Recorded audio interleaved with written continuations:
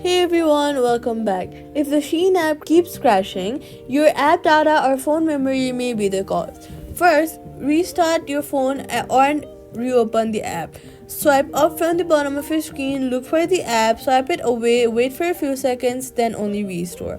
Next, head over to your app store. Sometimes issues like app crashing happens because you're using the outdated version of the app. Updating it ensures you have all the latest files and bug fixes. On Android, clear the app's cache from settings. On iPhone, long press on the SHEIN app icon, remove app, delete app, then delete the app. After deleting it, go to the App Store and search for SHEIN and reinstall it.